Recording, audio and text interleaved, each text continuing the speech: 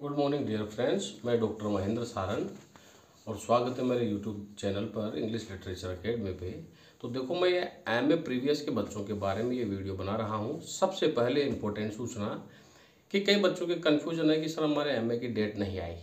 तो आरयू, मत्स्य, ब्रज यूनिवर्सिटी, महाराजा गंगा सिंह यूनिवर्सिटी और ब्रज यूनिवर्सिटी के छात्रों के एग्ज़ाम जो है वो मार्च के स्टार्ट एंड में शुरू होने की पूरी संभावना है। और फिर हो सकता है कि इनकी डेटेज में चेंजेस हो जाए, लेकिन आप अपनी पढ़ाई शुरू रखो क्योंकि एग्ज़ाम शुरू हो सकते हैं, आपके एक आध दो पेपर लग सकते हैं। अब बात करते हैं कि बच्चों की दिक्कत आ रही है कि सर हमारे फर्स्ट पेपर में दिक्कत आ रही है। तो सबसे पहले तो मैंने बता दिया है कि आपके SVOCA वाला क्वेश्चन आएगा, तो उसमें सब्जेक्ट, वर्ब, ऑब्जेक्ट, कॉम्प्लीमेंट, आप पार्ट्स ऑफ स्पीच की डिटेल में स्टडी कर लीजिए। और फिर एक कंसेप्ट और नोशन। तो कंसेप्ट और नोशन में डरने की बात नहीं है। अगर आपको मॉडल्स की अच्छी जानकारी है तो उन मॉडल्स को आप अच्छे तरीके से पढ़ लीजिए, जिसमें केन का कुड है, मे का माइट है, शेल का शुड है, विल का वुड है, आउट टू है, मस्ट है। और फिर इसी में सेमी मॉडल जो आती है, यूज टू, नीड, डेयर, इनके बारे में डिटेल स्टडी पढ़ लीजिए क्योंकि कंसेप्ट, जिसका कंसेप्ट है उसका ही नोशन है। जैसे कि केन का यूज है। अब केन का यूज आपको पता होना चाहिए कि able, ability, power, capacity, permission, इन सब के लिए होता है। तो आप सारे मॉडल्स के बारे में पढ़ लीजिए। लेकिन हाँ, इंपॉर्टेंट जो मॉडल्स है उसमें शुड है, आपके मस्ट है, मे है और माइट है। आप इन मॉडल्स के ऊपर विशेष रूप से ध्यान दो। तीसरा जो क्वेश्चन आता है उसी में आपके डिपेंडेंट क्लोज का और प्रिंसिपल क्लोज का क्वेश्चन आता है। तो आप प्रिंसिपल क्लोज और डिपेंडेंट क्लोज के लिए आप कंजक्शन को ध्यान से पढ़ लीजिए। और डिपेंडेंट जो वाट का जो प्रश्न, वाट का जो आंसर देता है ना, वही डिपेंडेंट क्लोज होता है। और डिपेंडेंट क्लोज सबऑर्डिनेट कंजक्शन से जुड़ा हुआ रहता है।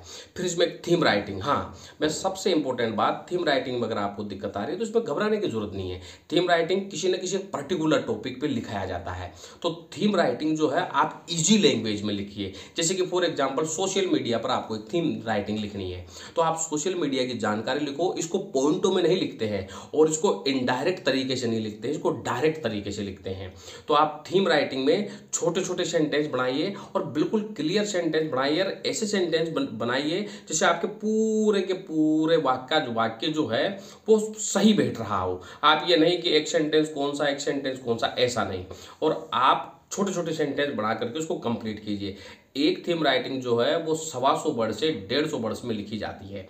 फिर इसके बाद में आपका जो प्रश्न आता है वो आता है क्रिटिकल एप्रिसिएशन का। 15 नंबर का क्वेश्चन आता है, 15 नंबर की आपकी थीम राइटिंग आती है। तो क्रिटिकल एप्रिसिएशन में आपके अनसीन पोएट्री आएगी। तो जब आप उस पोएट्री को एक आध दो बार पढ़िए, पढ़ने से आपको पता चल जाएगा कि उसकी टाइटल क्या है। फिर पोएट का नाम लिखिए, फिर उसकी थीम लिखिए, फिर उसका sound, music, rhyme, figure of speech, उसमें ब्यूटी कौन सी है, इमेजनरी कौन सी है, उसकी थॉट क्या है, पोएट का एटीट्यूड क्या है, पोएट की जो है वो थ्योरी क्या है, क्रिटिकल थ्योरी क्या है उसकी, ये सारी चीज़ें लिखिए। कम से कम 10 से 15 पॉइंट में आप क्रिटिकल एप्रिसिएशन लिखने की कोशिश कीजिए।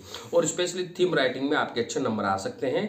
इसके लिए आप प्रेजेंट, पास्ट और फ्यूचर टेंस में तीनों वाक्य में इसकी आप सेंटेंस बना सकते हैं। लेकिन सेंटेंस छोटे छोटे होने चाहिए और बिना पॉइंटर के होने चाहिए और सेंटेंस एक दूसरे से मैच करने वाले होने चाहिए। इस तरह से आप थीम राइटिंग को आसानी से लिख पाओगे। तो ये मोटा मोटा मैंने आपको बताया है।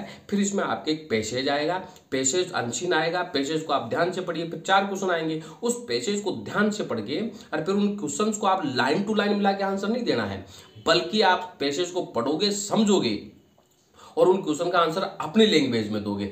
अगर आप लोग लाइन टू लाइन मिला के देंगे तो नंबर नहीं आएंगे, ठीक है। फिर आपके आईपीए के क्वेश्चन आते हैं जिसमें फोनेटिक सिंबल्स आते हैं। फोनेटिक सिंबल्स में 20 और 24 वर्ड का बनता है आपके, जिसमें 20 जो है वो वोवेल्स है और बाकी 24 जो वो देवनागरी लिपि में। आप के बाद में फिर वर्ड स्ट्रीज का क्वेश्चन आता है। तो वर्ड स्ट्रीज पे 2 स्ट्रीज, एक प्राइमरी स्ट्रीज और एक सेकेंडरी स्ट्रीज। तो आप साउंड के अनुसार प्राइमरी स्ट्रीज का प्रयोग कीजिए। तो आप एक बार स्ट्रीज को ध्यान से पढ़ लीजिए।